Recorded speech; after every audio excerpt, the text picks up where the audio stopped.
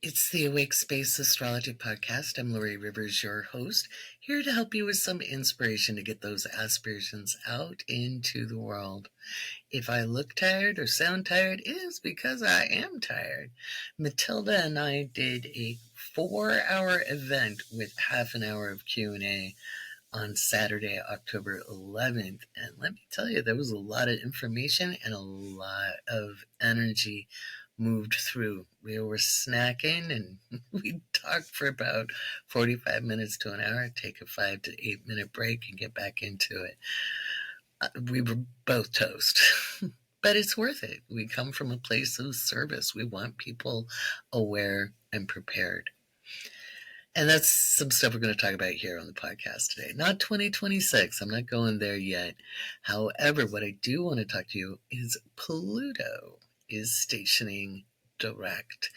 And that's going to have an impact on society at large and the collective unconscious.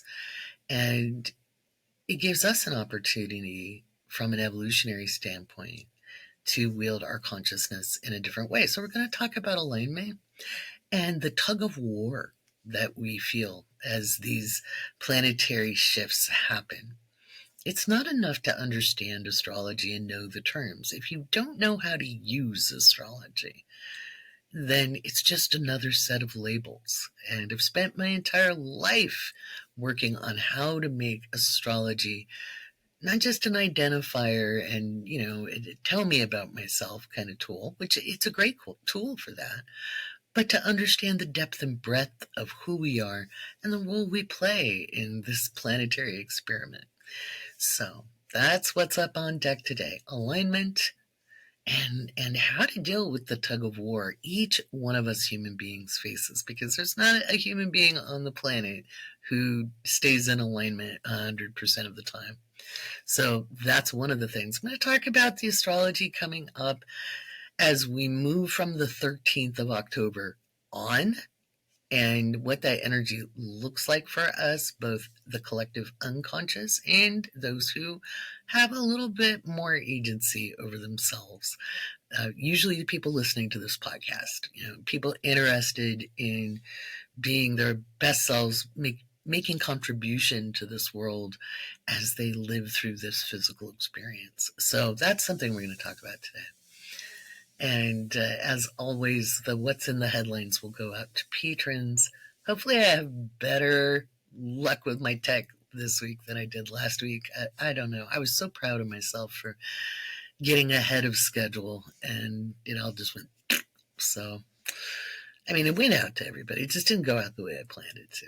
So that's life. It is what it is. Maybe this week we'll do a better job. Oh my goodness. So I'm at home today because I was just too tired to get into the studio early.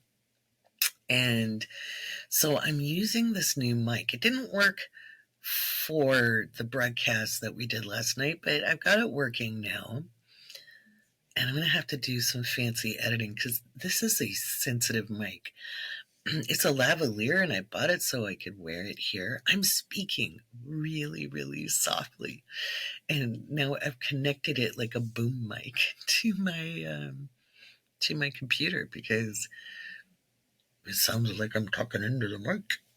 Anyway, it's going to be an interesting episode, so I want you to get out some notebooks and take some notes, because I think you'll find some of the information really useful, if not this week, in the weeks coming up, because we have some extraordinary astrology that we're able to navigate through the rest of October. And I'll touch on that today.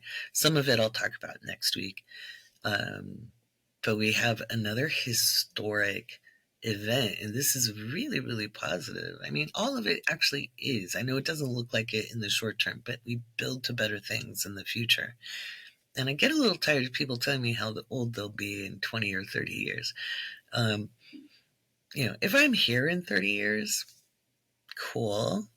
I might not be. That would put me at 86. I just really believe that we build forward for our descendants, and we try to leave this place better And sometimes we get to experience the benefit of our hard work, and sometimes we don't. And if we come from a place in our heart and with the desire to be of service, not in a murdering way of not making sure, we're cared for and tended to, because we need to. That matters. Making sure you're tending your physical self is important. Denying the physical it doesn't serve, because it doesn't teach your children or their children or your nieces and your nephews or the people around watching you how to tend themselves. And if all of us treated ourselves a little more tenderly, the world might be a little different place. So we'll talk about that today with these extraordinary convergences of energy that we have coming up starting today, Monday, October 13th. Get your tea, get your coffee, get your Red Bull, get your energy drink, get your matcha, get your H2O. And whether we're taking the kids to school or we're driving to work, we got our safety bubble, whether we are going to the store or we're folding laundry or we're crocheting a blanket or we're getting our pantry in order for winter, whatever we're doing together, we are doing it together, and you'll get perfect parking. I promise. That's my best of mojo, is perfect parking. So let's get on with the show.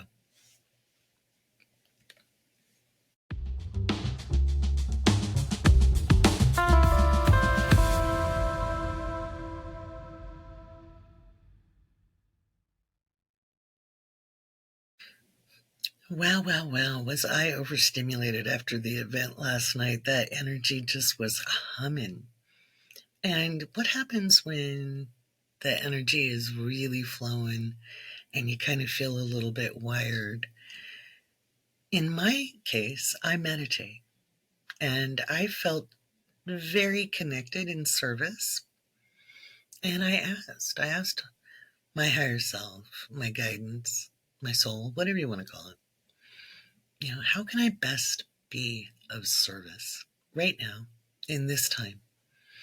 It's something I ask quite often because that's part of the gig, right? Each one teach one.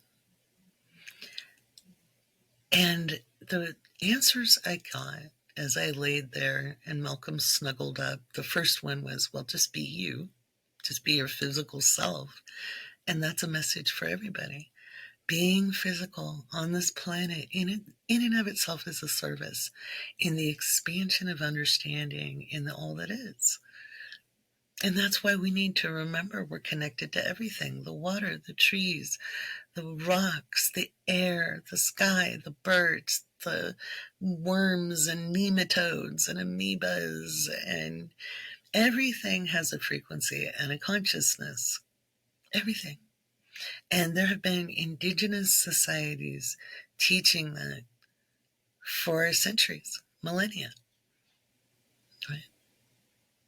And you don't have to run off and study and appropriate indigenous teachings to sit and connect with a tree, or sit and connect with a rock, or sit and connect with your fur baby, or sit and connect just with the air. It's about slowing it down. And it was such a nice reminder. And the answer came into my head. I was just laying there and open to guidance. And being open means slowing your mind down, slowing this down, the front part where you're trying to figure life out. When I asked the question, then I had to step back to receive the answer. Remember, I used to talk about this on my TikToks. If you're like, please, please, please, please, tell me what to do, tell me what to do. Notice how much tension is there. If you're on Spotify, you can see the video. Please, please, please tell me what to do. Tell me what to do. Your hands are closed. That's not receptive. Your brow is furrowed. That's not receptive. Please tell me what to do. Open your hands. If you're sitting up, if you're meditating, if you're laying down, make sure your hands are open. It's just symbolic, but it also opens up your energy pathways, okay? So I was open, and it was be you, just be you. And then Malcolm snuggled at the same time. Malcolm snuggled into me, and for those of you who don't know, Malcolm is my very cute, cuddly dog. And the temperatures have dropped here in Wyoming. We had our last kind of summer's day, unless we get a fluke temperature rise, but we had our last almost 80-degree day on Friday, and the temperature dropped into the 50s, and at night it's in the 40s, and it'll soon be in the 30s. And Malcolm was like, hey, I'm an old dog. Get me under those covers. And so he's a very sweet little terrier. And he's older now. And his hips are hurting. And so he snuggled right in. And I thought, that's it. These sweet experiences. Grabbing those moments while we can. Finding our joy. I used to hate hearing, find your joy.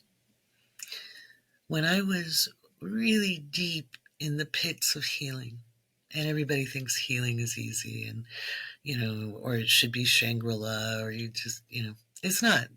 It's no easier than labor, having a baby. Not everybody has a baby. But there are contractions, there's pain, and we shy away from pain.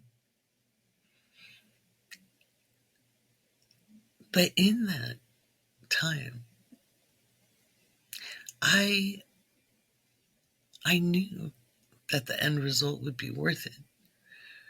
And what I found out as the layers opened, if you think of the Buddhist philosophy of the 10,000 petaled lotus, and each layer slowly opens as we release our commitment to suffering.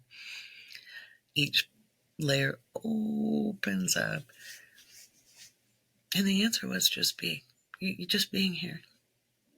And it can feel like we're dealing with oppositional energy. It can feel like the evil in this world is too much to bear, doesn't it? And it certainly can when you're in the healing pits, and when you're triggered, and when life seems unfair. And it often does, because it often is. But finding your joy, man, when I struggled with, I get so mad. I'd be like, what the fuck is joy? A lot of my early life, into my 20s and into my 30s, was hellacious. But every once in a while, a little memory would pop back in that would make me smile from my childhood. And one of those memories was being 5 at the Washington Park Zoo, which is now the Oregon Zoo in Portland, Oregon. And back then, in 1974, the giraffe enclosure was almost interactive, as in it wasn't super fenced off. There was a fence, but the giraffes could lean their heads over and you could feed the giraffes. And they loved dandelions, and dandelions were one of my favorite flowers because that yellow just was so happy.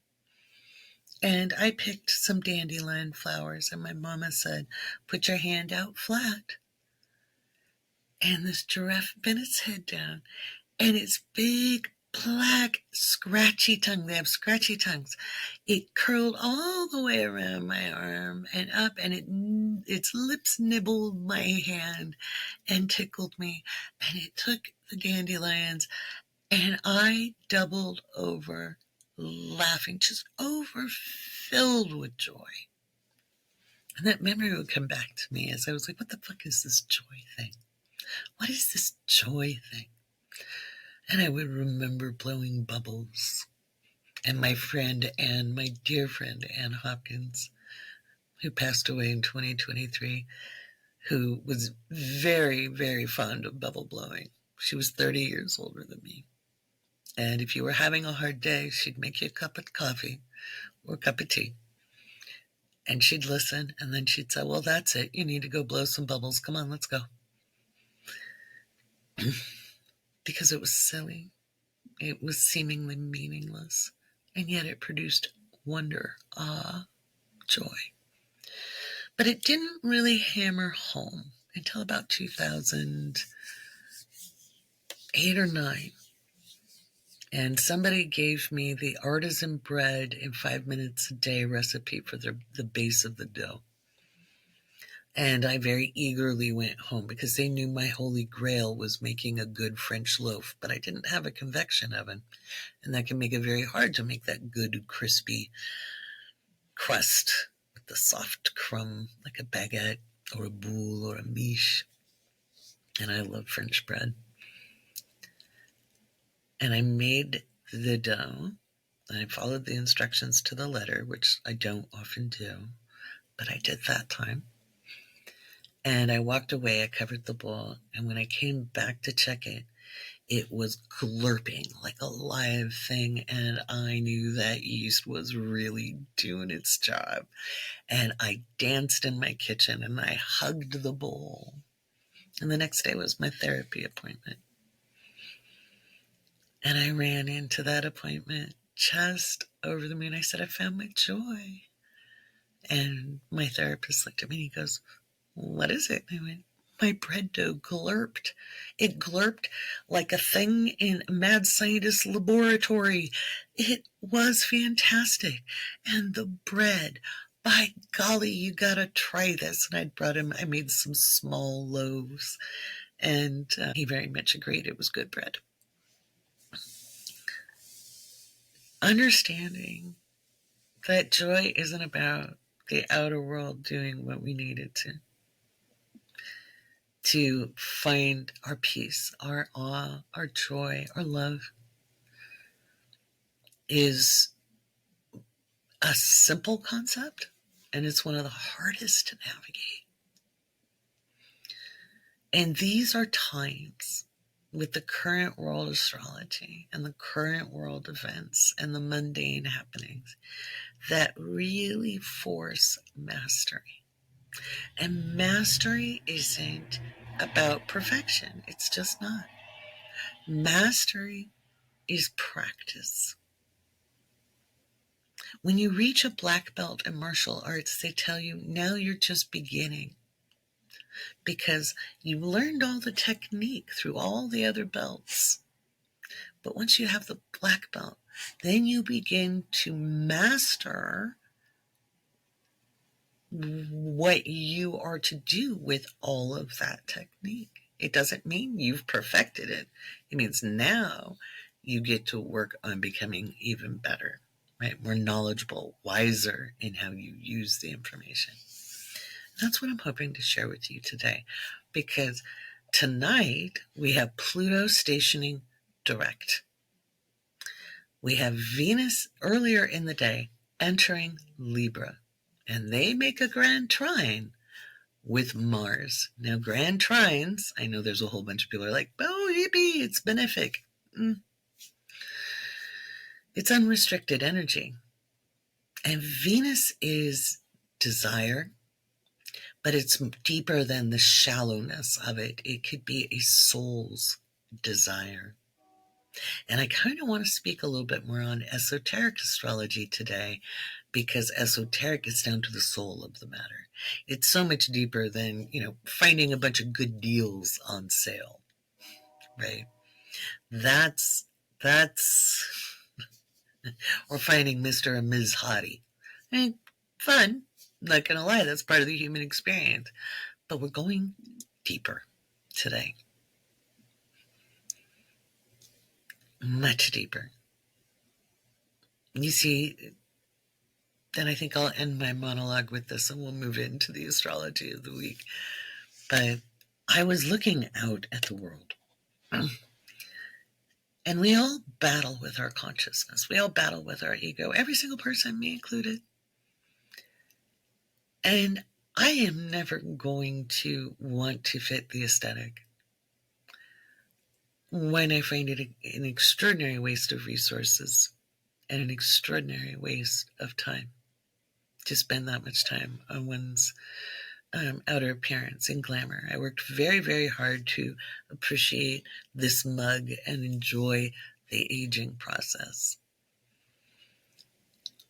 I'm almost a little judgmental and disgusted by so much of the messaging that comes to us to fix the wrinkle, fix the 11s. And I'm like, well, this is a lifetime of thinking. Not worry, thinking. And trying to see, because, today I have my contact lenses on because I was so tired when I put my glasses down. I couldn't find them when I woke up. They were just on a different dresser, the other side of the bed. But I can't see without them, so I had to go put my contact lenses on. Every wrinkle, every gray hair.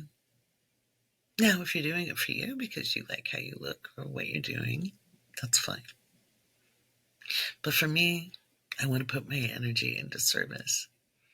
We are at critical times in human history where each one of us has such a greater impact than we can even understand.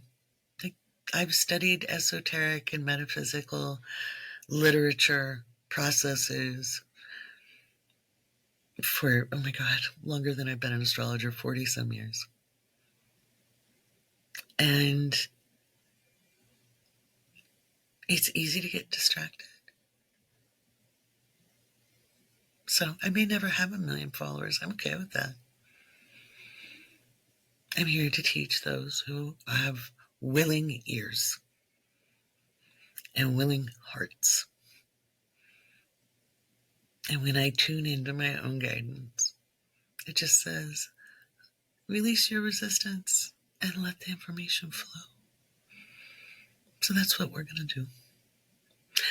Okay, let's talk about the astrology this week, what it means for the collective and what it means for you.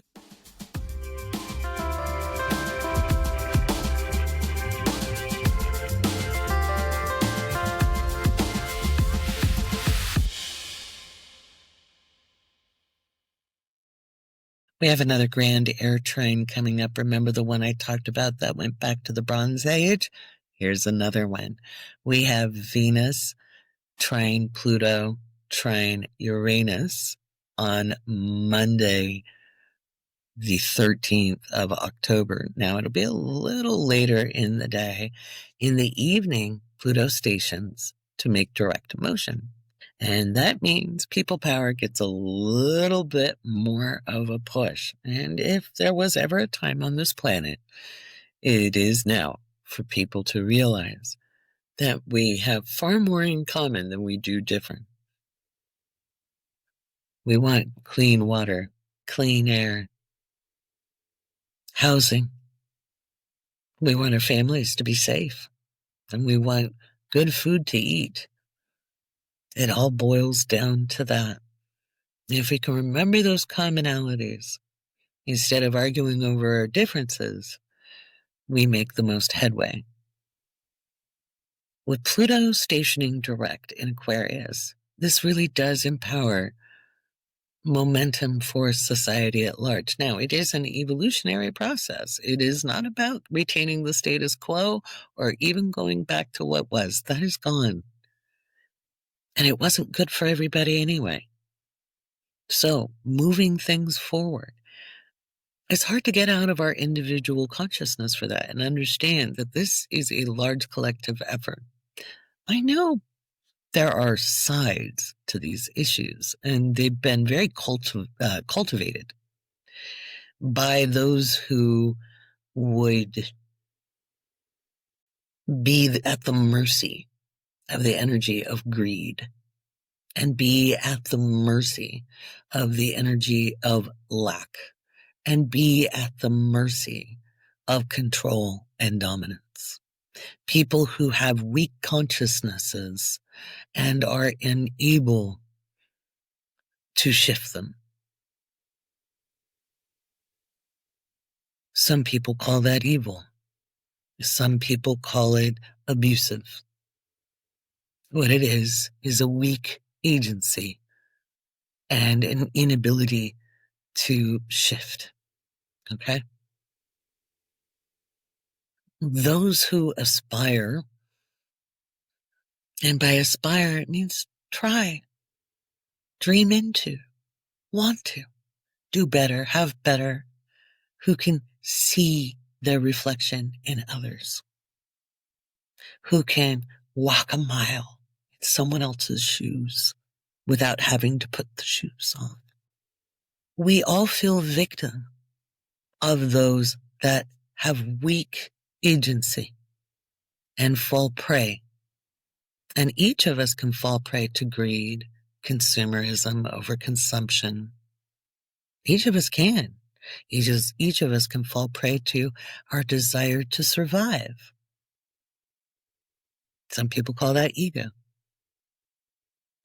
We all do it. Some people just get sucked in deeper, and those are the people we label abusers and evil and sinners. Saints. Notice I'm laughing at that. Whether you call them a bodhisattva or a saint or people of goodwill, they correct their course. They remember they have agency. It isn't for the lack of having greed in our hearts or jealousy in our hearts or the desire to do harm. We all have that. But the people who are consciously remembering, oh, I can be deliberate and I can switch my focus. This, oh, I wouldn't do that. Be wary of that because there's greed in the lack of awareness and accountability of self, right? We don't have to give great testimony when the last time we blew our top or our temper or found irritation or frustration. The reason I bring all of this up is that grand trine with Venus to Pluto and Venus to Uranus, Uranus to Pluto. It is unrestricted energy that demands equanimity, that demands and desires fairness, that demands and desires wholeness, that demands and desires integration, that demands and desires fulfillment and justice. And there are many ways people will wield their consciousness as this forms. Now, days-wise, it doesn't last very long. It lasts like a day or so. However, the energy rings out over time. It's like you bang a gong and the energy, the sound waves ring out over time. This happened back in 1158 BCE. Remember, we talked about that. If you're new to the show, go check out the past episodes. I did that one, I think, back in August. It's very interesting when I looked at it historically. And I wasn't just looking for 0 degrees this time. I was just looking like, when was the last time? The last time at 0 degrees was back in 1158 BCE. But Venus connects in a grand trine with Uranus and Pluto far more frequently. It has a different kind of orbit than Mars does. And in 909 BCE and in 903 BCE, there were significant events of biblical scale. One was the fall of Solomon's temple, and the other was the death of King Asa, who was reported to have pain in his legs. And I found that symbolically very interesting. Don't ask me questions in the comments here on Spotify. If you're a patron, I'll feel free to answer what I mean by that. I talked a little bit about it to our deep divers earlier this week. This sets the stage for next week when Mars is trine Jupiter. Right? Mars is trine Jupiter. And they make a grand trine with Saturn. Mars in Scorpio to Jupiter in Cancer. Jupiter in Cancer to Saturn in Pisces. Mars in Scorpio to Saturn in Pisces. This is powerful. This is the energy that creates the Grand Canyon. This is the energy that moves people into action. This is the long game, not just strategized, but taken in action. And on the inner level, that energy helps humanity evolve over time. There may be egregious acts in the outer world, but our inner world is ripe for transformation with this. Which is why in the next segment, after patron shoutouts, I'm going to talk about being in that tug of war in our consciousness and what we can do about it and how we can treat ourselves. But for right now, understanding that Pluto isn't the destroyer. Pluto is like the amniotic sac around a baby, right? It cushions us, or the the chrysalis around the caterpillar as it churns inside and takes that terribly long time to turn from caterpillar to butterfly. Each one of us, you could feel it. You're like, I know I'm going to be a butterfly. I know it. When is this over? It feels like it's taken forever.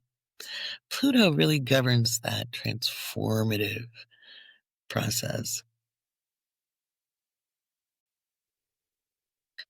So,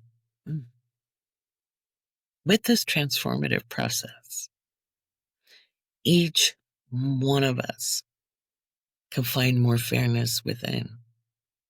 Each one of us can ask ourselves, where are we not negotiating for ourselves in fairness? Because it's not unspiritual to want mutuality to be beneficial to you as much as the other party. How many times we say, "Oh, that's okay. I don't need that." Do you? Why is it okay? If it's not fair to you, it's not fair to everyone. It's not okay to let people take advantage of you. Not holding people accountable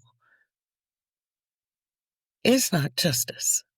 It is not fairness, but it doesn't have to be a fight either. You can hold the line and hold your boundary. That's part of being physical. Doesn't make you less spiritual.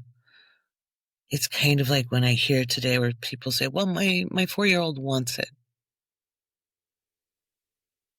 Wanting is a very natural thing. Wanting means one doesn't have it. And yet, if behavior is contrary to the safety of whatever it is that child wants, or if the timing isn't correct, so if they want to drink a Red Bull before bed, which I wouldn't be giving a 4-year-old a Red Bull anyway, but we're just going to use that as the example and run with it, probably not a good idea. And they may be sad about it. It's okay to be sad. It's okay. We need to get used to disappointment. Disappointment happens in life. It doesn't make you less favored by God. It doesn't make you less favored by the universe. Sometimes those disappointments save our butts, right? We have a lot of people who were not raised and were left to their own devices, Gen X, who became parents with no parenting tools, who either left their children with no devices or they overcompensated. And many of us did. We became far more aware of trauma. We didn't want to cause that trauma. We still did, because trauma is an individual experience, right? There's these overt things, but there's many ways, and people talk about trauma very differently now, right? A child crying because it didn't get what it wanted it may seem like a traumatic event to the child. It's not the same as a traumatic life event. It's just not.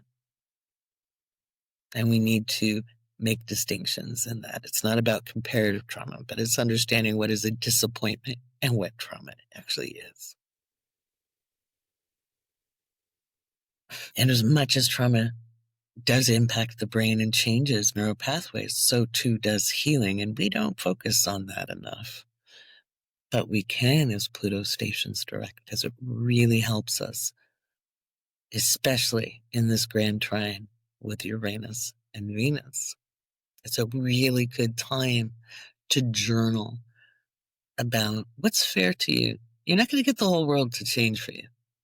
But how can you make your life fairer, more just, more right in your relationships, more right in how you approach things? Because we can look at the dirty, rotten scoundrel and the dirty, rotten bastard that is dirty. But where did we agree to be in that situation? I'm not saying we deserve it, but where did we offer agreement to be taken advantage of? And did we do so because we felt we didn't have any power or agency? Maybe you didn't have any money. Maybe you had to stay somewhere that you didn't want to be, and then you felt stuck. Stuck is an abnegation of power, and we all do it. I've done it too. It's easy to do. It's easy, especially when we've been socialized to believe we don't have any. But the power is coming to the people. And as you look around this world, and I got on one with the deep dive tier on Patreon. I was on a roll because I was reminding people, yes, there are bad things happening in this world. It's impossible to ignore. But look at all the people standing up for what's right. Look at all the people doing good things, the people who are taking care of their neighbors, the people who are showing up for those who are in the most distress, the people standing up for right human relations, the people standing up for the rule of law, the people standing up against injustice and tyranny. They are all over the world in greater numbers than we have ever seen in the history of humanity. That is worth putting our focus on, because where attention goes, energy flows. And notice how much those who have weak control of their consciousness, who are so attached to greed, dominance, and control, they're weak because they live in fear, and so they spread fear. And in the ageless wisdom, it is taught that the way you defeat evil, the way you counter that negative energy, is to be a source of light in the world. And by light, you can be as bright as a laser beam, or you can be as soft as a candle flame. As each one of us tends our own inner light, we connect to the heart with others. And that's why I always say find like-hearted people. But I'm moving into the next lecture. So we're going to talk about alignment and the tug of war, and why sometimes it feels like you're bouncing around in your consciousness like a rubber ball, and what you could do about it. Right now, it's time for some patron shout-outs. I want to give big shout-outs to our newest patrons and thank them, because without patrons, we don't have a podcast. Super-duper excited about that. And I look forward every live that I get to do. I've been a little quiet as I prepared for the Matilda charts and channeling event that we did, because it takes an extraordinary amount of focus and concentration. But it led me to consider how I want to be of service as we come up next.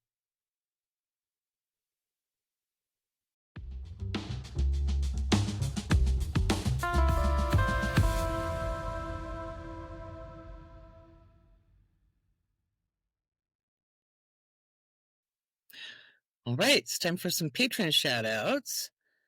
This is for our newest members. Come on. There we go. It's time for some patron shoutouts. This is for the newest supporting members of the Awake Space Astrology Podcast at patreon.com/the Awake Space. You too can help support this podcast by becoming a member. It starts from $5 a month and up. And right now, I know you can save on annual subscriptions, but I don't remember what the percentage is. So you'll have to head over to the Awake Space to check it out. All right, we have Lori, Kelly, Krista A, Francis, Joe G, Lauren, Caitlin, Charlotte, Amber, Eric, Butter Chicken, Megan, Twunk, Stacy, Maddie, Laurel, Jennifer, Peach Pom Pom, Ellen, Linda, Kimberly,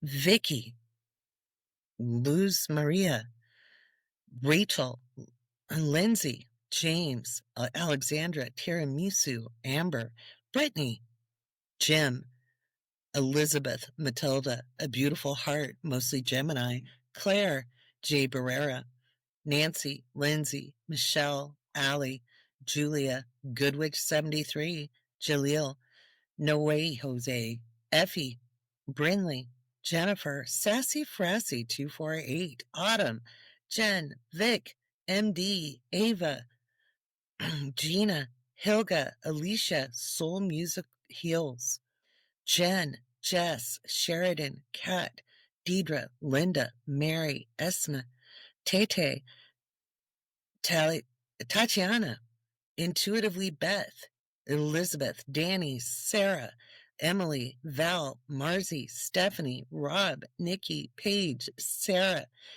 Karamujo, Saf, Megan, Bernice, Sierra, Neva, Zen, Ella, Althea, Annie, the Ghost to Carrion, Ghost to Carrion, Maggie, Zorelia, Asia, Chrissy, Cassandra, Victoria, Laura, Jordan, Jenny, Leah, Luca, May, Caroline, Laura, Gen V, Alyssa, Anna, LB, Taylor, Just Us 3, DB, Ashley, Albano, Nick, Susan, Rachel, Megumi, Colleen, Christina, Roxana, G, Allie, Natalie, Bertha Gab 44, Kathy, Keisha, Erin, Cindy, Jenny, Looney Tutor.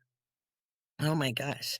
And when you saw that, I left my light on, but that's okay because that's just how we're rolling. If you guys also want to check out the American Blueprint, Civics for Everyday People. That is my new podcast. They're very short episodes, and they also are in Spanish. I'll put the link to the Patreon for that. I don't care if you sign up on the Patreon for that one or not. Those will always be free, but they're in English and Spanish. And there's some cool merch if you do decide to support it financially. No expectations on my part. This is my public service. And it's just easier to curate the episodes there because I was having trouble with distribution through Spotify for Creators. So it does come out on Spotify. So if you're watching this on Spotify, you can check out the English versions. But if you want the Spanish, those are up in that Patreon. Again, they will always be free. I'm Laurie Rivers, and I'm going to head in to talking about what happens when you have that conscious tug of war.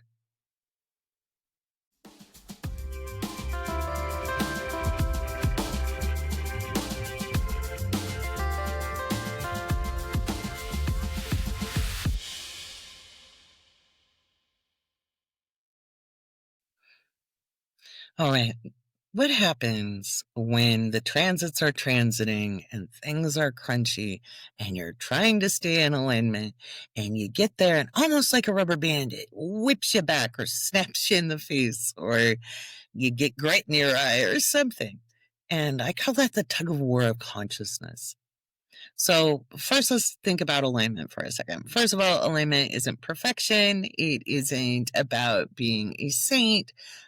You can align in any direction. There are people who are aligned to greed and aligned to coercion and aligned to control and dominance. And there are people who are aligned to peace and love and kindness and common decency. But everybody can fall out of their alignment because we're physical and things happen. We're human beings. Alignment is a constant process. So you have to first of all decide, what is it that I'm aligned with?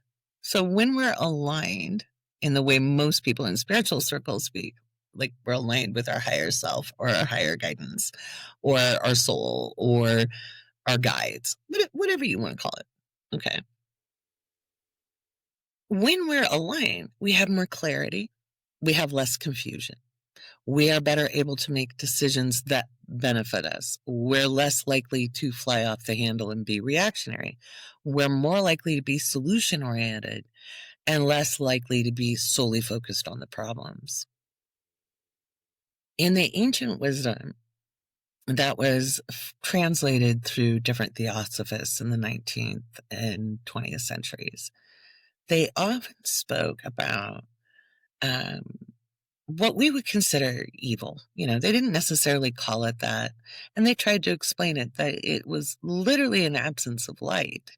Okay. And yet it still very much exists. And in human beings, that's when people are not just out of alignment, they are aligned with things that are less serving to humanity. Okay. So when we get in fear, judgment, worry, confusion, we are able to be manipulated. And that's why people who are really, really dedicated to their greed, to dominance and control, to win at all costs, to coercion and violence, that's why they use intimidation. That's why they spread fear. And if you look at all major religions and you go through the religious texts, there's a couple of themes that are very common. One is fear not. Fear not. Okay. Because fear, if we want to quote Dune, is the mind killer. If you haven't read the book Dune by Frank Herbert, there's a process put on by the Bene Gesserit, which are these, they're kind of like nuns. Anyway, you put your hand in this box and you go into an altered state of consciousness. And the goal is to, it's kind of like an ego death. And if you are afraid, you don't make it. You physically don't make it. And so fear is the mind killer. And it really is. And there's different kinds of fear. Okay. There's fear where it gets you running on your feet. And sometimes we need that. If something dangerous is coming at us, we don't just stand there and go, I'm going to love you. It's probably good to beat feet and run and get out of the way. If a Mack truck is barreling straight forward at you, getting out of the way and using that adrenaline rush is a good use of the fear. It's a survival mechanism. If it's something we cannot control, okay, as far as our consciousness, the only way we control that and stay alive is getting out of the way. When we're looking at headlines, when we're listening to the words that are coming out of people's mouths, I didn't say don't believe them, but when it is obvious and intentional to cause fear and we go into a panic, they're winning, they're controlling the situation. Okay. A lot of my mentors when I was young were very old. Okay. Like they died when I was in my late 20s, early 30s. And these people did the counter energy work to the Axis powers in World War II. And a lot of what they taught me about holding consciousness is what I teach here. Okay. That tug of war is one, a lack of practice, and two, it's trying to force yourself to swing into a state of consciousness you have not prepared yourself for. So if you're feeling scared and shitty and you're trying to feel peak experience joy, that swing is going to push you all the way back. If you've ever, had a heavy, like a tire swing, right? Or maybe you pushed a friend on a swing on a playground. You push it hard, it comes back hard, right?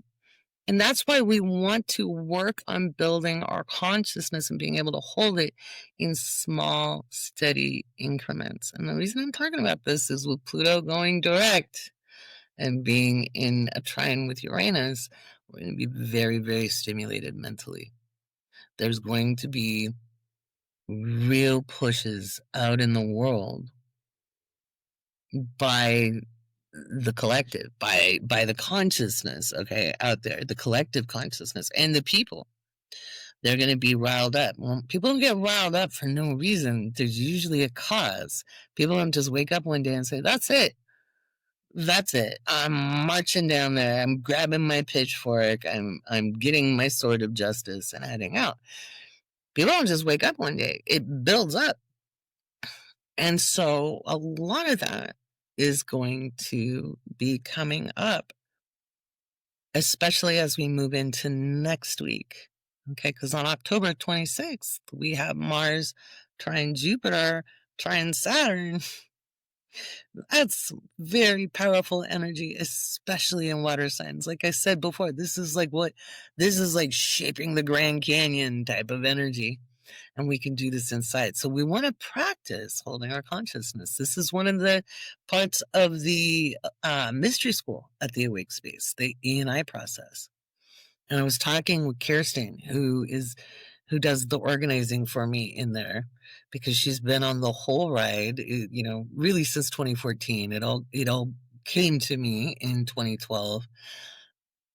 It's a long story, but anyway, in my efforts to keep it not a personality thing, I asked my very, very dearest friend in the whole world, the most loving human being I know, to play headmistress there and be the organizing factor. And so we're going to make some stuff together over the next couple of weeks to help people really see what goes on and why you want to show up to meetings and what the benefit is.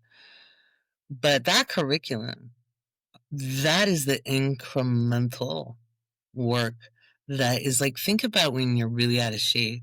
I mean, you got to start exercising again.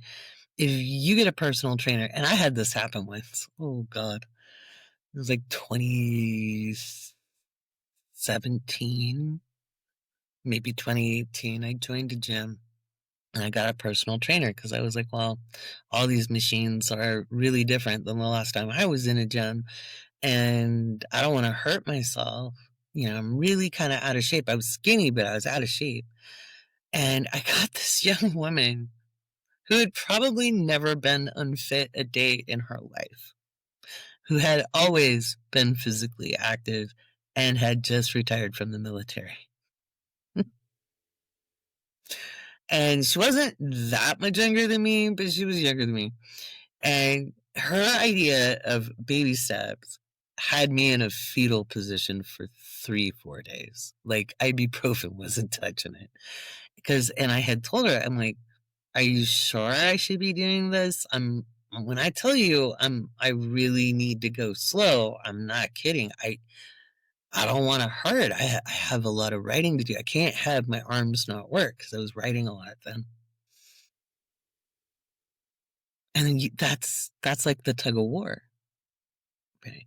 So when we try to vibe high out of a panic attack, we're going to slide right back into panic. Your brain isn't going to adjust. It kind of has to shift gears, and you want to rebuild those neural pathways with the transformational energy that's coming up on deck to get the best use out of that. We want to kind of avoid that tug of war. When I was developing the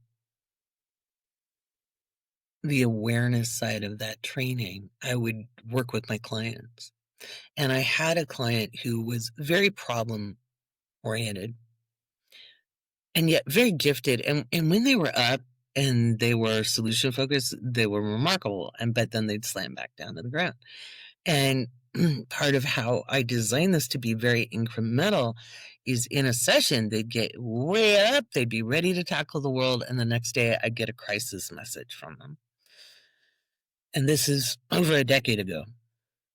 And so I was like, why are they bouncing like a rubber ball in their concert? Because it'd be up and then boing, boing, boing, boing.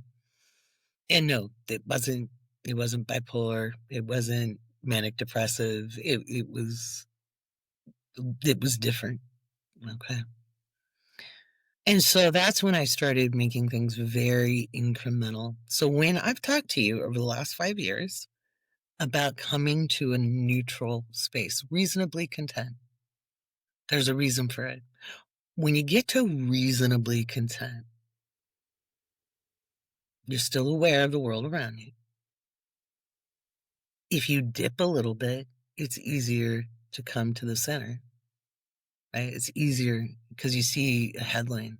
Like I just saw one when I took my break in recording. That was sad. And I was like, oh, great. I'm trying to record my podcast and it's about the tug of war. So I was reasonably content, if not super aligned earlier. And I saw that and I dipped in my consciousness. And I said, oh, this is giving me the opportunity to notice what I do. So I paid attention to it and I was like, how is this feeling that I have right now being of service to that situation? It's not really. How can I be of better service?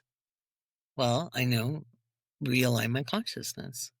I have podcasts to record that's being listened to by thousands and thousands of people. Okay, let's turn back to the service. How does being in service make me feel? Today, it makes me feel very grateful. Today, it makes me feel very peaceful, accomplished. Not in and of myself, maybe a little. Like all the work, all the healing, all the struggle. And now I get to teach to help other people. I like to say, let my experience be your wisdom so you don't have to struggle so hard to find these things. That moved that over. Noticing, how do I feel? Do I want to feel this way? No. Well, how do I want to feel? Well, I want to feel this way. Okay, let's turn our attention there. But imagine if I tried to go from, oh, bugger, that's frustrating, or oh, I don't like that, to, oh my God, I'm the happiest in the world. It'll just take one external event, one headline, one news clip, one TikTok to slam me right out of that consciousness. Sound familiar? And you're like, but I'm trying to be good, Laurie. I'm trying. Yeah. Make the gap in emotional consciousness narrower. All right. So if you're in a panic, you want to step up to maybe angry a little bit, because anger is a more productive space than panic and fear. And from angry, you'd be like, okay, I felt that. It felt cathartic. Now where? Well, I'm just sad about it. Okay, sad. Sad is more productive than angry. Okay, I'm gonna have a cry. Okay. And if you're done crying, you can say and go, now how do I want to feel? And this could take a better part of a day, okay? Or it could take a moment. And if you cry and you're like, how do I feel now? Well, I feel a little peaceful after cry. You know that peaceful feeling after cry? You don't have to cry to get to it, but that peaceful, that empty, like you got it out. Now, how do I want to feel?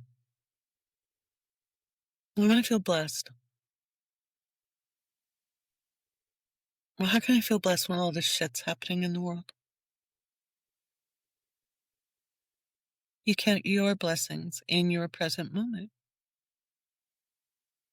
I have people in my life who love me. I get to be in my service. I feel extraordinarily blessed to do that. I get to walk a walk my grandmother and my great-grandmother and my great-great-grandmother and all of the grandmothers before her couldn't imagine. I get to have a life that no woman in my maternal line could imagine. And I get to build that for my daughter. All because I get to work in my purpose. I have that agency. I'm blessed.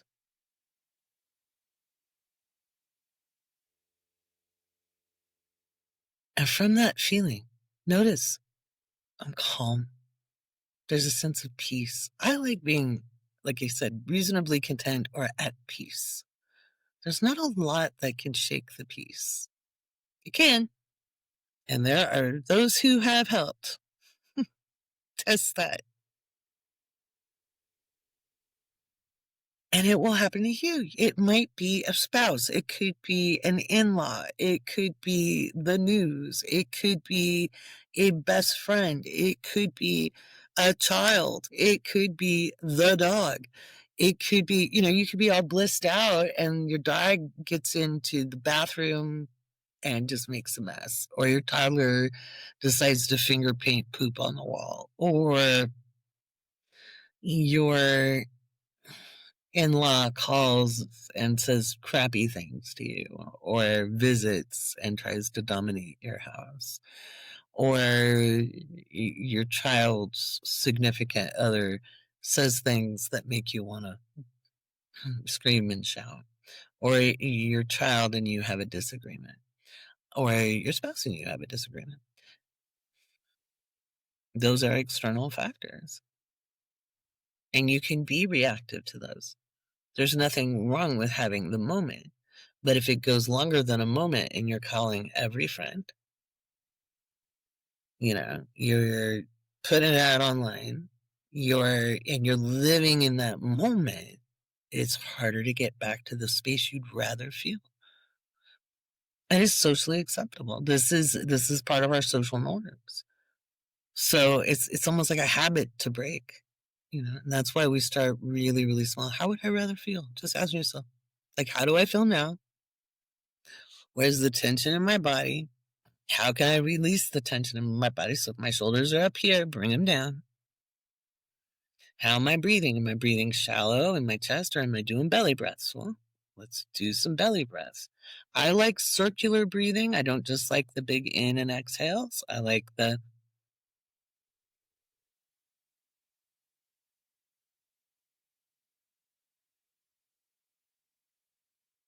Notice I'm not taking really a break, but I'm not hyperventilating. That kind of breathing is going to regulate your nervous system a little bit better. Some people call it box breathing. Some people call it circular breathing. Call it what you want. I don't really care about labels. I really don't. Does it work? That's what I care about.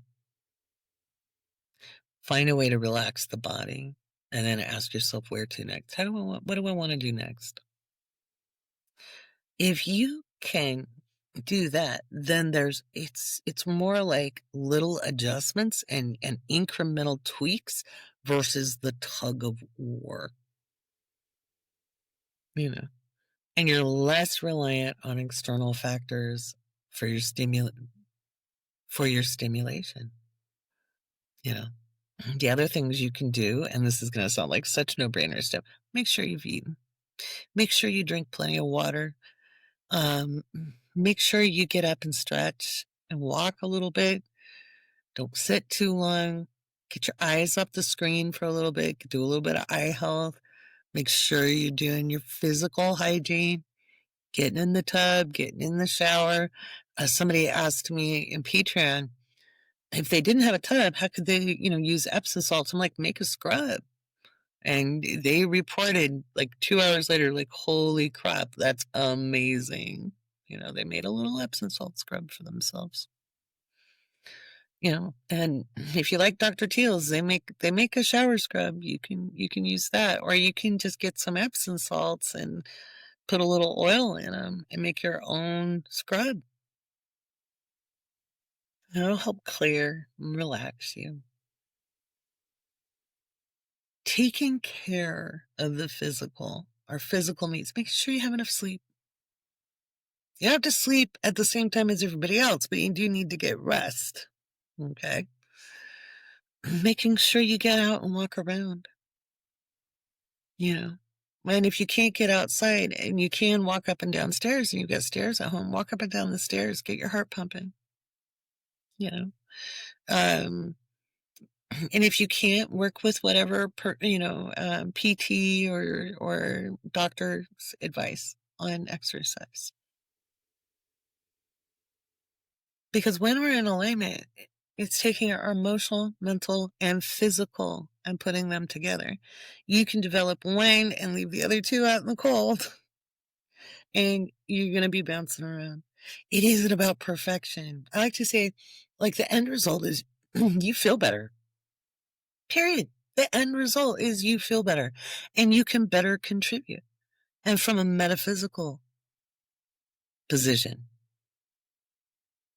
when we're more aligned, it really does radiate out into the collective unconscious. And it makes it easier for people, especially the newly awakened,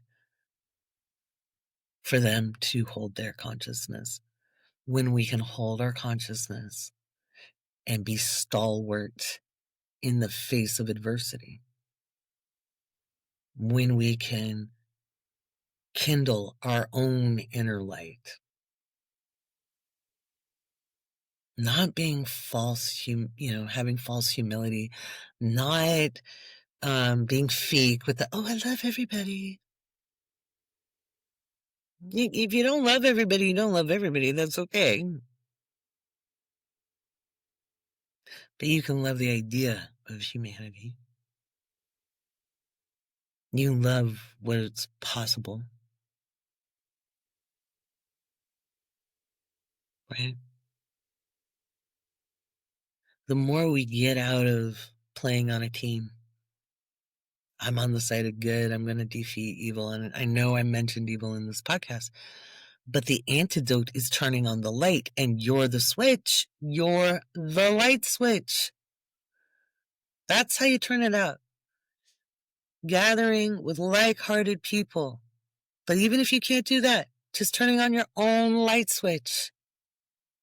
Because fear is the mind killer, and that's why they say what they say. That's why they do what they do. That's why there's probably going to be an increase in disturbance in the force, in the outer world. Okay. And it is an opportunity to master ourselves so that we can hold at least a neutral position where we don't succumb to despair and panic and fear. That's the countermeasure, is to hold steady in a neutral position if you can. You don't have to be high-fiving all the way up. If you can get there, bonus points. But if you can't, that's okay. If you can come to reasonably content, you found peace. And doesn't the world need more of that? Alrighty, my friends. I hope you have a beautiful week. I hope you enjoy the energy. Remember, it's starting a cycle. It's not just the events of Monday. It goes on throughout time beyond this week, this month, next year. But we'll see some things happen this week. And there are always accidents and humans humaning, and there's always weather, and we live on planet Earth. That's part of being physical.